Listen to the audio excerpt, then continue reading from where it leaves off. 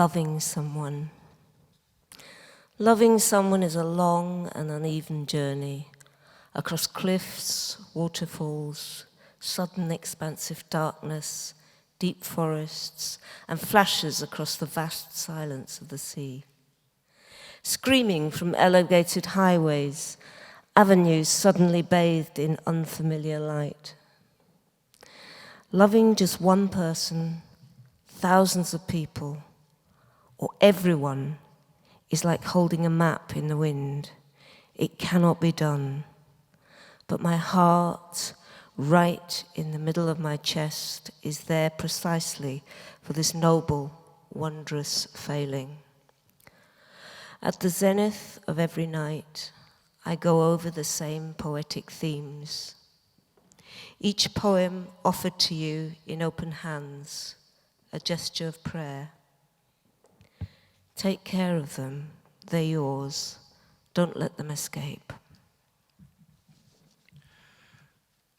Voler bene a una persona è un lungo viaggio.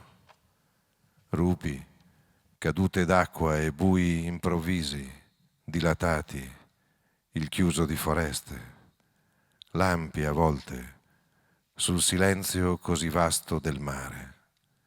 E strade sopraelevate e grida, viali immersi all'improvviso in una luce sconosciuta.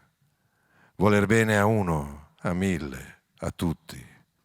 È come tener la mappa nel vento.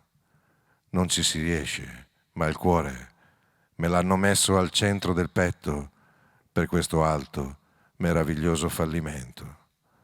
Sugli altipiani di ogni notte. Eccomi con le ripetizioni e le mani rovesciate della poesia. Non farli stare male, sono tuoi, non farli andare via.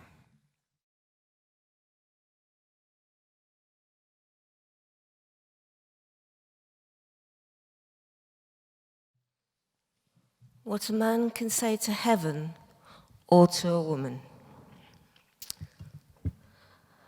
Don't give me back what you stole from me, the ultimate light, the quiet. Go.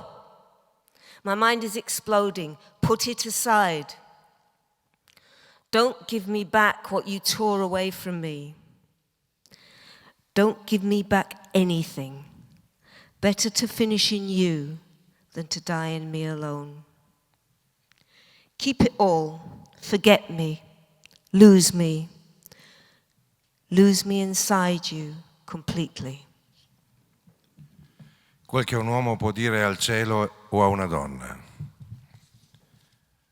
Non ridarmi più indietro quel che mi hai rubato, la luce ultima, la quiete, via, l'albero esploso della mente.